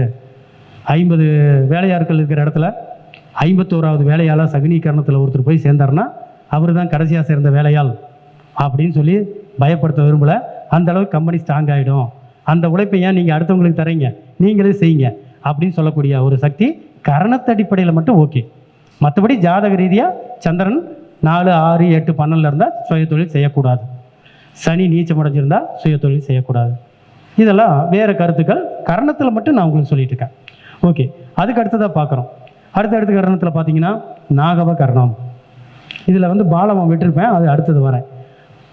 நாகவ கர்ணம் ஏன்னா சிஸ்டமேட்டிக்காக சொல்லிக்கிட்டே இருந்தோம்னா மைண்ட் செட் ஆகிறதில்ல. மாற்றி மாற்றி சொல்லும்போது ஏன்னா இவர் விட்டார் இதை இதில் வரணுமே அப்படிங்கிற அவருக்கு ஒரு அலர்ட்னஸ் கிடைக்கும். அதுக்காக நான் மாற்றி மாற்றி சொல்கிறேன் வேணும்னே. இந்த நாகவ கர்ணம் அப்படிங்கிறதுல பார்த்தீங்கன்னா ஒரு அற்புதமான கர்ணம். ஆனால் குறைவாக நடக்கக்கூடிய கர்ணம். அமாவாசை பௌர்ணமிக்கு பக்கமாக தான் அது வரும். மற்ற நேரத்தில் ரிப்பீட்டாக வராது. ஒரு திதியில் பாதி கர்ணம், ஒரு திதிக்கு 2 கர்ணம் நடக்கும். ரிப்பீட்டாக அது வராது. அப்போ இந்த நாகவ கர்ணம் அப்படிங்கிறதுல கவனித்து பார்க்கும்போதுங்க, இந்த நாகவ கர்ணத்துக்காரங்களுக்கு நிறைய வந்துங்க சந்தேக மனப்பான்மை உண்டு. காகம் மாதிரியே தான் சந்தேக மனப்பான்மை உண்டு. அது மட்டும் இல்லாமல் தன் இனத்தை தான் தேர்வு செய்கிறதுல ரொம்ப கவனம் செலுத்தும். அதுக்கு ஜோடி சேர்த்தும் போது கவனமாக செய்யணும். இந்த சர்ப்பம் சேர்ந்து வர்றது என்னென்ன நட்சத்திரத்தில் வருதுங்க? ரோகிணியில் வருதா? ரோகிணி நட்சத்திரக்கார பையனுக்குலாம் கல்யாணம் பண்ணும்போது 10 தடவை கேட்கணும். நல்லா பார்த்துக்கடா, பொண்ணு பிடிச்சிருக்குதா இல்லையா, நாளைக்கு வீட்டுக்கு வந்துட்டு அப்படி இப்படின்னு சொல்லக்கூடாது. வார்த்தை விட்டதுக்கப்புறம் அப்படின்னு 10 தடவை கேட்குறது ரோகிணி. அதனால தானே என்னமோ அவனே செலக்ஷன் பண்ணிக்கிறான். மேக்ஸிமம் ரோகிணி வந்து லவ் மேரேஜ் ஆகுது. இந்த நாகவ கரணத்தை என்ன பண்ணுறோம் அப்படின்னு பார்த்தீங்கன்னா 2 விதமான மனிதர்களை உருவாக்குகிறது. நாகவ கரணத்தை சொல்லும்போது திதிகளில் பஞ்சமியை விட்டுறக்கூடாது. பஞ்சமிக்கும் நாகவத்துக்கும் சம்மந்தம் உண்டு ஆச்சுங்களா? கருட பஞ்சமி, நாக பஞ்சமி அப்படின்னு சொல்லுவாங்க. இந்த பஞ்சமியில் பிறக்கிறவங்களுக்காக நான் ஒரு பலன் சொல்லுவேன். பஞ்சமி திதியில் பிறந்தாலும் இதே தான் பலன் தான். வாழ்க்கையில் ஒரு முறை தாழ்வார்கள், அதுக்கு பேர் நாக பஞ்சமி. அதாவது பாம்பு எப்படி உருவிட்டு போமோ கீழே உருவிட்டு போவோம். மீண்டும் வாழ்க்கையில் உயர்வார்கள். எல்லாரும் அண்ணாந்து பார்த்து இப்படி இப்படின்னு போட்டுக்கிற மாதிரி கருடனாக மாறுவாங்க. அது கருட பஞ்சமி. அப்போ பஞ்சமிக்காரங்க வாழ்க்கையில் சாதிப்பாங்கன்னு தெரிஞ்சு போச்சா? நிச்சயம் சாதிக்கக்கூடியவங்க 2 திதிக்காரங்க அஷ்டமி, பஞ்சமி. ஆனால் நம்ம இது 2ஐயும் வீக்காக நினச்சிட்டு இருப்போம். ஓகே, அது திதிகளில் வரும்போது பார்க்கலாம். இப்போ கரணத்தில் பார்க்கும்போது நாகவ கரணம் இந்த மாதிரி அமைப்புள்ளது. நாகவ கரணத்துக்காரங்க தன்னை இயக்குவதற்கு என்ன செய்யணும் அப்படின்னு பார்த்தா, நாகவ கரணத்துக்காரங்க கால் போட்டு வீடு கட்டலாங்கிற ஆசை இருந்தால் கொஞ்சோண்டு தள்ளி வச்சிருங்க. ஏன்னா எந்த பாம்பும் தானாக வீடு கட்டுவது இல்லை, கூடு கட்டுவது இல்லை. ஒரு கரையான் குட்டு எடுக்குது, உள்ளே போய் ஷிஃப்ட் ஆகிக்குது. நட்சத்திரத்திலேயே கேட்ட நட்சத்திரத்துக்காரங்க வீடு விடுறதுக்கு கொஞ்சம் யோசிக்கணும்பாங்க. ஏன்னா இருக்கிற வீட்டை வாங்குறவங்க கேட்ட நட்சத்திரத்துக்காரங்க. அது புற்று, கேட்டைன்னா புற்று. நிறைய காரத்துவம் படிக்கணுங்க. நட்சத்திர காரத்துவம், கிரக காரத்துவம், இது இப்போ திதி காரத்துவம், கரணத்து காரத்துவம், நாமயோகம். அது ஒரு பெரிய சாப்டர். எடுத்து பேசணும்னா ஒரு கிளாஸே நடத்தலாம். 27 நாமயோகத்துக்கு 27 அற்புதமான பலன்கள் இருக்குது. ஒவ்வொரு பலனும் ஒவ்வொரு மணி நேரத்துக்கு பொருந்தும். அவ்வளோ நாமயோகத்தில் இருக்குது. இப்படி ஒவ்வொன்றுக்கும் நீங்கள் காரத்துவம் எடுத்து பார்க்கறதெல்லாம் ஜோதிடமாக தெரிஞ்சிடும். காலையில் எந்திரிச்சோன்னா நல்லா ஜாமக்கோல் போட்டு பார்த்தோன்னா இன்றைக்கி என்ன தெரியும், அதுதான் நடக்கும். ஒவ்வொரு நாளும் ஜாமக்கோல் போடாமல் நான் வந்து இயங்குவது இல்லை. ஐயா வாங்க வாங்க வாங்க. அந்த மாதிரி பார்க்கும்போது நாகவ கரணத்துக்காரங்களுக்கு இதெல்லாம் கவனிக்கணும். அதே போல் கட்டிய வீட்டை வாங்கலாம். இப்போ நீங்கள் இது வரைக்கும் கருத்தரங்கள்லாம் நம்ம நிறைய சந்திச்சிருப்பீங்க. உங்களுக்கு தெரியாத விஷயம் அல்ல. நிறைய என்ன சொல்லியிருப்பாங்கன்னா, இதை சாப்பிடுங்க, இந்த கோயிலுக்கு போங்க, இதை மட்டும் பண்ணுங்க சொல்லியிருப்பாங்க. அதெல்லாம் 100% உண்மை, நான் இல்லைன்னு மறுக்கலை. கூடவே இயல்புகள் ஜாதகத்தினுடைய பாவகத்தை இயக்க மாட்டாங்க. பாவகத்தில் பார்த்தீங்கன்னா இந்த நாகவ கரணம் 4ஆம் பாவத்தை இயக்கும். 4ஆம் பாவத்தை எப்படி இயக்கும்னா, கால் போட்டு கட்டுறதை விட கட்டின வீட்டை வாங்கிக்கிங்க, இது சிறப்பாக இருக்கும். அதே மாதிரி சனி 4ஆம் இடத்தை பார்த்தாலும், சனி 4ஆம் இடத்தில் இருந்தாலும், 4ஆம் இடத்தில் மாந்தி இருந்தாலும் கட்டிய வீட்டை வாங்குங்கள், சிறப்பாக இருக்கும். கால் போட்டு கட்டுறதை கொஞ்சம் தள்ளி வச்சுக்கிறது நல்லது, குடும்ப தலைவர். ஓகே, இதில் வந்து நாகவ கரணத்தை பார்க்கணும். அதுக்கப்புறமேல கிம்ஸ்துக்குணம் கர்ணம், ரொம்ப ரேராக வரக்கூடிய கரணத்தில் இதுவும் ஒன்று. பாவகரணத்தில் வரும், சுபகரணத்தில், அசுபகரணத்தில் இதெல்லாம் வரும். எந்தெந்த கரணத்தை எப்படி உபயோகப்படுத்தலாம் சக்ஸஸ் ஆகுங்கிறது 100% இருக்குதுங்க. மைனஸ்லேயும் ஒரு ப்ளஸ் எடுக்கலாம். கிம்ஸ்துக்குணம் கரணம் நடக்குது சார், என்ன சார் பண்ணுறதுனா எதுவும் பண்ணால் மட்டும்லாமா? இந்த சமயத்தில் போய் டெஸ்ட் எடுக்கலாம், கிருமிகளை ஈஸியாக கண்டுபிடிக்கலாம். அதாவது பெரிய லேப் வச்சு பெரிய சைன் ஆனவங்க, ஸ்கேன் வச்சுருக்கிறவங்க கிம்ஸ்துக்குணத்துக்காரங்க தெரியுங்களா? பெரிய ஷேர் மார்க்கெட்டிங் பிஸ்னஸ் பண்ணவங்க கிம்ஸ்துக்குணத்துக்காரங்க. அவங்களால தான் இந்த நுண்ணுயிரிலாம் பொறுக்கி எடுக்க முடியும். கிம்ஸ் கணத்துக்காரருக்கு பையன் ஒரு பையன் ஜாதகம் உங்ககிட்ட வருது, பையனை என்ன படிக்க வைக்கலாம் அப்படின்னா மைக்ரோ பயாலஜி படிக்க வைங்கன்னு சொல்லுங்கள், பயோடெக் படிக்க வைக்கன்னு சொல்லுங்கள், நிச்சயம் அதை சைன் பண்ணுவான். ஏன்னா அவனுடைய இயல்பே அதுதான், அவனுடைய இயல்பு அது. நம்ம வந்து ஜாதகத்தில் சூரியன் சந்திரன் சேர்ந்து இருக்குதுங்க, சூரியனுக்கு செவ்வாய் சம்மந்தப்பட்டிருக்கு, மெடிக்கல் இருக்க, இதெல்லாம் வந்து நம்மளை புஷ் பண்ணுறது. ஆனால் அவன் இயல்பு என்னன்னு பார்த்துட்டு அதுக்கப்புறம் யோக பலன்கிறத பாருங்கள். இயல்புகள் மாறாது, யோக பலன்கள் மாறும். இன்னைக்கு நல்ல திசை நடந்துகிட்டு இருக்கிறது நாளைக்கே கூட மாறலாம். இன்னைக்கு கோச்சாரத்தில் 3ல் சனி, மகர ராசிக்காரலாம் பட்டையை கிளப்புங்க, 8 வருஷம் தான் தம் கட்டி கஷ்டப்பட்டது போதும், இனிமேல் ராஜ வாழ்க்கைன்னு சொல்லலாம். ஆனால் இது 2.5 வருஷம் கழிச்சு இதே பொது பலன்காரங்க என்ன சொல்லுவாங்க, அர்த்தாஷ்டம சனி, ஜாக்கிரதையா இருங்கம்பாங்க. ஆனால் இந்த இயல்புன்னு சொல்லக்கூடிய கரணங்கள் அப்படி கைவிடாது. என் இயல்பு எதுங்க சார், என் இயல்பு நான் எனக்கு தகுந்த மாதிரி நான் தொழிலையோ எனக்கு தகுந்த மாதிரி படிப்பையோ தேர்வு செஞ்சுட்டா நான் சந்தோஷமாக இருக்க போகிறேன். மகிழ்ச்சிகரமாக இருக்கக்கூடிய அனைத்து வேலைகளும் சுமையாக இருக்காது, சுகமாக இருக்கும். பஸ்ஸு பிரேக் டவுன் ஆகிடுச்சு, கார் பிரேக் டவுன் ஆகிடுச்சு, 2 கிலோமீட்டர் நடக்கணும்னா நமக்கு கால் வலிக்குது. திருவண்ணாமலை எப்படி சுற்றுறோம், கிரிவலம் எப்படி சுற்றுறோம், அப்போ மட்டும் என் கால் வலிக்கல. சுகமாக மகிழ்ச்சியாக ஏற்றுக்கொண்டால் சுமைகளும் சுகமாகும். இதுதான் அதோடைய தத்துவம். அப்படி பார்க்கல இந்த கிம்சுக்கணத்துக்கு அற்புதமான பலன்கள் உண்டு. என்னென்ன பலன்கள்னா, இந்த டெஸ்டிங் சம்மந்தப்பட்ட பலன்கள் எடுக்கலாம், வழக்குகள் சம்மந்தப்பட்டதில் புதிய முயற்சிகள் பண்ணலாம். அதுலேயும் கூட ஒரு யோகம் ஒன்று இருக்குது, அதை பற்றி சொல்கிறேன். இதில் பார்த்தீங்கன்னா இந்த கிம்சுக்கணத்தில் உங்களுடைய பழைய பொருட்களையும் பழைய மிஷினரியவும் பழைய ப்ராப்பர்ட்டியும் சேல் பண்ணிங்கன்னா அருமையான லாபம் கிடைக்கும். ஒருத்தர் ஃபோன் பண்ணி கேட்குறாரு, என்கிட்ட ஒரு 3 லட்ச ரூபாய்க்கு ஸ்கிராப் கிடக்குதுங்க, மதிப்பு பார்த்தா 3 லட்சம் ஒரு மட்டும் இருக்குது, நான் எப்போ விற்கலான்னு ஒரு கிளைண்ட் எனக்கு கேட்குறாரு. நான் கணக்கு போட்டு பார்க்குறேன், பூருங்க அமாவாசை வரட்டும், கிம்ஸ் தூக்கணும்னு ஒரு யோகம் கரணம் வரும். அந்த கரணம் சாயந்தரம் வந்தால் கூட நீங்கள் சம்மந்தப்பட்ட பார்ட்டியை சாயந்தரம் போய் பாருங்கம்மே. ஏன்னா கிம்ஸ் தூக்கணத்தில் நீங்கள் சேல் பண்ணும்போது மிகப்பெரிய லாபம் கிடைக்கும். அப்போ அவனுக்கு கிடைக்காதா, அவன் வாங்கி விற்கிற அவனுக்கு லாபம் கிடைக்கும். 10 ரூபா பொருள் நீங்கள் 15 ரூபாய்க்கு விற்றுறலாம், அவன் 5 ரூபாய்க்கு வாங்கலாம், அவனுக்கு மட்டும் இழப்பு ஏற்படாதான்னு நீங்கள் நினைக்கலாம். ஆனால் அவனும் 15 ரூபாங்கிறது 18 ரூபாய்க்கு விற்று லாபம் அடைவான். அதுக்கப்புறமா அது நார்மல் ரேட் 12 ரூபா வந்துடும், அந்த தங்கம் விளையாட்டு காட்டுற மாதிரி. இப்படி அந்த கரணங்களை நாம் உணர்ந்துக்கணும் சார். கரணங்களை உணராமல் நம்மளால் எதுவுமே செயல்பட முடியாது. என்ன யோக திசை என்ன யோகங்கள் இருந்தாலும் நம்மளை நாமளே ஸ்கேன் பண்ணிக்கிற பேர் தான் கரணம். இப்போ புரியுதுங்களா, கரணத்தை எப்படி இயக்கிறதுன்னு? நாம் இயங்கினா தான் கரணம் இயங்கும். அதுக்கு அடுத்ததான் பாலவங்கிற ஒரு அற்புதமான கரணம். இந்த பாலவகரணம் சுபகரணத்தில் வரும். இந்த பாலவகரணம்னா புலிங்க. ஒரு காட்டில் ஒரு மான் இருக்குது, இந்த ஓரத்தில் ஒரு சிங்கம் இருக்குது, இந்த ஓரத்தில் ஒரு புலி இருக்குது. மானை ரெண்டும் ஒரே சமயம் பார்க்குது. இந்த சிங்கம் பார்த்த நேரத்தில் பாஞ்சிரும், அந்த மான் தப்பிச்சு கூட ஓடி இருக்க வாய்ப்பு இருக்குது. ஆனால் புலி மானை பார்த்தோன்னே ரிவர்ஸில் போகும், பதுங்கும் அப்படிம்பாங்க. ஏன்டா பதுங்குது அப்படின்னா, இங்கேருந்து பாஞ்சா அந்த மானை பிடிக்க முடியுமா, கொஞ்சம் டிஸ்டன்ஸ் வித்தியாசம் இருக்க, இந்த கேப்பை நம்ம கொஞ்சம் கரெக்ஷன் பண்ணுவோம் அப்படின்ட்டு அந்த இறைவனுடைய நோட்டத்தை அப்படியே பார்த்துக்கிட்டே இருக்கும். அப்படியே பக்கத்தில் வந்து அதனால் எவ்வளவு தூரம் 24 அடியா 24 அடி அதுக்குள்ளார வந்தோடனே பாயும், மிஸ்ஸே பண்ணாது. சமீபத்தில் கூட ஒரு தலைவர் சொன்னார், நான் வந்து குறி வைக்க மாட்டேன், தப்பும்னா குறியை வைக்க மாட்டேன்னு சொன்னார். அது வந்து பாலவகரணத்துக்கு பொருந்தும். இந்த பாலவகரணத்துக்காரங்க ஒரு அரங்கிற்குள் வந்தால் மணக்கும், ஏன்னா வாசனை திரவம் தடவிருப்பாங்க, அது இயல்பு அவங்களுக்கு. இது வரைக்கும் தடவாத பாலவகரணத்துக்கான இனிமேல் தடவுங்க. எப்போ தானே நம்ம சொல்கிறோமே கரணத்தை இயக்குங்கள், அந்த கரணத்தை இயக்கிறதுக்குள்ளார வரலாம். அதுக்கு அடுத்தபடியாக இந்த புலியினுடைய இயல்பான திட்டம் போடுதலை நீங்கள் வாழ்க்கையில் கொண்டு வாங்க. ஒரு ஒயிட் போர்டு வாங்கி வச்சுக்கங்க, என்ன நடக்குதோ இல்லையா எழுதுங்க. எழுதும்போது இது செயல்படும். இதனுடைய அதிபதி யாருங்க, ராகு.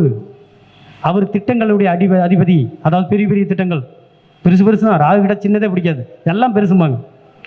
அந்த மாதிரி திட்டங்களை வகுத்துக்கிட்டு இவங்க செயல்பட்டால் இந்த பாலவகரணத்தை அவங்க இயக்கி கொள்ளலாம். இந்த பாலவகரணங்களுக்காரங்களுக்கு ஒரு அதிர்ஷ்டமான ஒரு உணவும் சொல்லலாம், உளுந்து வடை. உளுந்து வடைங்கிறது உங்களுக்கு ஒரு அருமையான அதிர்ஷ்ட உணவு. நான் பாலவகரணங்களால் நான் அதை செயல்படுத்தி பார்த்துருக்கேன், எனக்கு சக்ஸஸ் ஆகிருக்குது, உங்களுக்கும் கண்டிப்பாக ஆகும்னு நினைக்கிறேன். நீங்களும் செஞ்சு பாருங்கள், சின்ன வேலை தானே செய்யலாம். அதே மாதிரி இந்த பாலவகரணத்துக்காரங்க அவங்களுடைய மனதில் ஒரு லட்சியம் இருக்கும், என்ன தெரியுங்களா, ஒரு ஆசிரமம் அமைக்கணும், குழந்தைகளையும் பெரியவங்களையும் வச்சு காப்பாற்றணும், ஆதரவு இல்லாதவர்களாக காப்பாற்றணும் அப்படிங்கிற எண்ணம் பாலவகரணத்துக்காரங்களுக்கு இயற்கையாகவே வரும். நம்மளால் செய்ய முடியாது சார், ஏன் பொழப்பு எப்படி இருக்குது அப்படிங்கிற மாதிரி நினச்சிக்கிறவங்க உங்களால் முடிஞ்ச உங்களுடைய வருமானத்தில் 5%, வெறும் 5% அந்த ஆதரவற்றோர் எல்லாத்துக்கு நீங்கள் கொடுத்துக்கிட்டு வந்தீங்கன்னா பாலவகரணம் இன்னும் பெருகும். அப்படி தான் நம்ம இயக்கணும், அந்த மாதிரி இயக்கலாம். அதுக்கு அடுத்ததாக பார்த்தீங்கன்னா பாலவகரணத்துக்காரங்களுக்கு எப்பயுமே இந்த இறை தேடும் தன்மையில் புதிய முயற்சிகளில் தான் அதுக்கு ஆர்வம் இருக்கும், புதிய முயற்சிகளை செய்யணும். இதெல்லாம் இந்த பாலவகரணத்தை இயக்கிறதுங்க. இதுக்குண்டான அதிபதி தெய்வம் நீங்களே பார்த்துருப்பீங்க, பாலவகரணத்துக்கு தெய்வம் என்னங்க? ஐயப்பன். அப்புறம் துர்கா. சரி, இது எல்லாமே வளர்பிறையில் இருந்தால் தான். நிறைய பேத்துக்கு பக்குங்க, அந்தாடா என்னடா அது தப்பாக சொல்லிட்டு மற்ற நாள். தேய்விரையில் இருந்தாலோ பெண் ஜாதகராக இருந்தாலோ கன்னிகா பரமேஸ்வரி, பவத்துக்கு எடுக்கலாம், இதுக்கு எடுக்கலாம். சிங்கி வச்சுருப்பாங்க, கன்னிகா பரமேஸ்வரி எடுக்கலாம். அதேமாதிரி கிம் சுக்கணத்துக்கு பார்த்தீங்கன்னா கன்னிமார், சப்த கன்னிமார். இந்த கன்னிமாரை பற்றி நீங்கள் நிறைய விஷயம் தெரிஞ்சுக்கணும். ஏகப்பட்ட விஷயங்கள் இந்த கன்னிமார்கிட்ட இருக்குது. சப்த கன்னிமார் அதிசயமான தெய்வம். அதில் மகேஸ்வரி பார்வதி தேவியோட அம்சம் கூட அதில் இருக்குது. பிரம்மை இருக்குது. ஏகப்பட்ட தெய்வங்கள் அதில் இருக்குது. குழந்தை பாக்கியத்துக்கு சப்த கன்னிமார் வழிபாடு மிகச்சிறப்பு. சப்த கன்னிமார் மிகச்சிறப்பு. புதன் ஆதிபத்தியம் யாருக்காச்சும் பிரச்சனையாக இருக்குது, நான் புதன் ஆதிபத்தியம் இல்லை, நான் ஜோதிடத்தையே தொழிலை எடுத்துக்கிட்டேன், அல்லது எனக்கு பையனுக்கு கல்வி சரியாக வர மாட்டேங்குதுன்னா இந்த கன்னிமார் வழிபாடு அவங்களுக்கு மிகப்பெரிய கை கொடுக்கும். ஏன்னா புதன் ஆதிபத்தியம் அவ்வளோ இருக்குது அதில். அதே மாதிரி பார்த்தீங்கன்னா இந்த கன்னிமார் வழிபாடு சொல்லும்போது இன்னொன்று இருக்குது. முனீஸ்வரன் வழிபாடு தான் இந்த பாலவகரணத்துக்கு நம்ம சொல்லுவோம். முனீஸ்வரனை பற்றி எங்கள் ஐயா சொல்லி கொடுத்த ஒரு சின்ன கருத்து என்னன்னு கேட்டிங்கன்னா, முனீஸ்வரன் இருக்கும் இடத்துலேருந்து 10 கிலோமீட்டர் தூரத்துக்கு மனிதர்களுக்கு தீய சக்தியை தரக்கூடிய காட்டேரின்னு சொல்லுவாங்க. அதில் உங்களுக்கு நம்பிக்கை இல்லைன்னா தீய சக்தின்னு மட்டும் வச்சுக்கோங்க. இப்போ தீய சக்திங்கிற வார்த்தை ட்ரெண்டிங் ஆகி போயிட்டு இருக்குது. அப்படி வச்சுக்கோங்க. அந்த எனர்ஜி உள்ளே வராதான். அதனால தான் சுற்றி அந்தந்த ஊரில் எல்லையில் அந்த முனிப்பனை ஃபிக்ஸ் பண்ணியிருக்காங்க அந்த காலத்து முன்னோர்கள். இந்த முனீஸ்வரனில் பார்த்தீங்கன்னா, முனீஸ்வரனுங்கிறது சைவ தெய்வம். எத்தனை பேத்துக்கு தெரியும்? முனீஸ்வரன் கெடா வெட்டுறங்க, என்னங்க பிடி சொல்கிறீங்க? ஒரு ஒன்றும் தெரியலப்பா. முனீஸ்வரன் சைவ தெய்வம். மகாமுனின்னு சொல்லி முனீஸ்வரனுக்கு ஆப்போசிட்டில் ஒரு தெய்வம் உட்காந்துருப்பார். அவருக்கு தான் கெடா வெட்டுவோம். ஒரு சட்டியாட்ட கையில் வச்சுருப்பார். இந்த தகவல் எங்கள் ஐயா வகுப்பில் சொல்லி கொடுத்தது தான். இதை நான் மறுபடியும் யோசனை பண்ணி பார்த்தேன். நான் ஒரு பெரிய விஷயம் சக்ஸஸ் ஆகலைன்னா என்னுடைய கிளைண்ட்டுக்கு சொல்லித்தரக்கூடிய ஒரு சின்ன பரிகாரம் 5 முனியப்பன் வழிபாடுன்னு சொல்லுவேன். 5 முனியப்பன் வழிபாடுன்னு சொல்லுவேன். அது என்னங்க 5 முனியப்பன் வழிபாடுன்னா, ஒரு பௌர்ணமி நாளில் 5 முனியப்பன் கோயிலை தேர்வு செஞ்சு காலையில் பிரம்ம முகூர்த்தத்தில் ஒரு 4:30 5 மணிக்கு ஆரம்பித்து 6 மணிக்குள்ளார சூரிய உதயத்துக்குள்ளார 5 தெய்வத்துக்கும் போய் கனி குத்தி சாம்பிராணி தூபம் வச்சு கற்பூரம் ஏற்றி வெத்தலை பாக்கில் 2 பழம் வச்சு எல்லா இடத்துலையும் ஒரு விபூதி பொட்டணத்தை கொண்டு போய் வச்சு சாமி கும்பிட்டு எடுத்துகிட்டு வந்துட்டு அதுக்கப்புறம் முயற்சி பண்ணுங்கள், சக்ஸஸ் ஆகுமே. இது வரைக்கும் என்கிட்ட அந்த மாதிரி சொன்னவங்க 20 பேர், நம்ப முடியாது, 20 பேர் சக்ஸஸ் ஆகியிருக்காங்க. நான் எனக்கு சவாலாக இருந்த ஒரு சில விஷயம், என்னுடைய கடைக்காக, என்னுடைய ஹோட்டல்ஸ்க்காக ஒரு இடம் எனக்கு கிடைக்காமே இருந்துச்சு இதே லைனில். அந்த கடையை பயங்கர காம்படிட் ஆகிட்டு இருந்தாங்க. எனக்கே கொஞ்சம் சந்தேகம் ஆகிடுச்சு. ஏன்னா அப்போ மகரத்துக்கு 7:30 வர கடைசி டைமு, கிடைக்குமா கிடைக்காதான்னு ஒரு பயம். நாம் சொன்ன பரிகாரத்தை நாமளே செஞ்சு பார்ப்போன்னு சொல்லி செஞ்சு பார்த்தேன், கிடச்சிது. இந்த மாதிரிலாம் நிறைய அற்புதங்கள் நடந்திருக்கு. நான் சொல்ல வர விஷயங்களை நீங்கள் நோட்ஸ் எடுத்து வச்சுக்கிட்டிங்கன்னா நீங்களும் உபயோகப்படுத்திக்கலாம், உங்கள் கிளைண்ட்ஸுக்கும் சொல்லலாம். அப்படி ஒரு அற்புதமான கிரகமான கர்ணமான பாலவகரணமும் சிறப்பானது. இதற்கான தெய்வம் நம்ம புலிமையில் மனதுள்ள அனைத்து தெய்வங்களையும் எடுத்துக்கலாம், சிறப்பாக இருக்கும். அதே மாதிரி பார்த்தீங்கன்னா இது அதை விட்டு போன கரணம் எதுங்க? எல்லாமே சொல்லட்டுமா? பவம், பாலவம், கௌலவம், தைதலம் எல்லாமே சொல்லிட்டோம். ஓகே, இப்போ கரணங்களை இயக்கிறத பற்றி நம்ம நல்லா தெரிஞ்சுக்கிட்டோம். திதிகளை பற்றி சின்னதாக சொல்லிவிட்டு அடுத்த பேச்சாளருக்கு நான் வழி கொடுத்துட்றேன். திதிகளில் பொறுத்த வரைக்குங்க, இது திதிகளை நிறைய ஆய்வு பண்ண ஜெயன் ஐயா, நம்ம தனியாசல் ஐயாலாம் அதெல்லாம் நிறைய கோடிட்டு காட்டியிருக்காங்க. அதை ஃபாலோ பண்ணி என்னால் முடிஞ்சதை கொஞ்சம் அதை அனலைஸ் பண்ணி சொல்லியிருக்கிறேன். திதிகளை பொறுத்த வரைக்கும் சூரியன் சந்திரன் இணைவுக்கு பிறகு ஏற்படக்கூடியது திதிகள். சூரியன் சந்திரன் நினைவு, அதுக்கப்புறம் சூரியனுக்கும் சந்திரனுக்கும் அப்படியே கேப் ஆகிட்டே வர்றதுக்கு பேர் திதிகள். திதிகள் அடிப்படையில் தான் செல்வம் அமைந்துள்ளது. இதில் எந்த மாற்றமும் இல்லை. என்ன சார் நீங்கள் செல்வம்னா 2ஆம் இடம் வேண்டியது இல்லையா, சுக்கிரன் வேண்டியது இல்லையா, குரு வேண்டியது இல்லையா? அதெல்லாம் இருக்கட்டும், அதெல்லாம் எக்ஸ்ட்ரா. இந்த திதிகள்ங்கிறது என்னன்னா மனது. எவ்வளோ பெரிய வாய்ப்புகள் உங்களுக்கு இருந்தாலும் செய்யணும்னு மனசு இருந்தால் தானே அந்த வாய்ப்பை போய் செஞ்சு நீங்கள் வருமானத்தை செய்ய முடியும். நிறைய ஆர்டர்ஸ் இருக்குது, வேலைக்கு போகவே மனசு இல்லைங்க சார், எப்படிங்க வருமானம் வரும்? அப்போ ஆர்டர்ஸை கொடுத்தது கிரகங்கள், ஆர்டரை கொடுத்தது கிரகங்கள், யோகங்கள். உங்களை இயக்கிறது இந்த திதிகள், உங்கள் மனதை இயக்கிறது இந்த திதிகள். சந்திரன் தான் மனது. குபேரன் எங்கே இருக்கிறார்? சமீபத்தில் நிறைய ஆய்வுகள் செஞ்சாங்க, பெரிய பெரிய ஜோதிட மேதைகள் செஞ்சாங்க. சந்திரன் உட்கார்ந்துருக்கிற இடத்துல சுக்கிரன் இருக்காருன்னு கண்டுபிடிச்சாங்க. அப்போ சந்திரன்கிற அதே திதியை தான் நானும் சொல்கிறேன். அப்போ இந்த திதிகளை கெட்டியாக பிடிச்சா நிச்சயமாக செல்வத்தை நம்ம எளிதாக பெற முடியும். அப்போ இந்த திதிகள் இணைஞ்சு விலகிறாங்க. முதல் திதி பிரதமையாக வருது, பிரதமை. அமாவாசையாக இருந்தால் பாட்டிமை, இப்படிலாம் சொல்லுவோம். ஆனால் இந்த முதல் திதி மிக உன்னதமான திதி. நாட்டில் பெரிய பதவி என்ன சொல்லுவோம்? பிரதமர்னு சொல்லுவோம். பிரதமர் தான் பிரதமையாக வந்திருக்குது, வடமொழி சொல் தானே.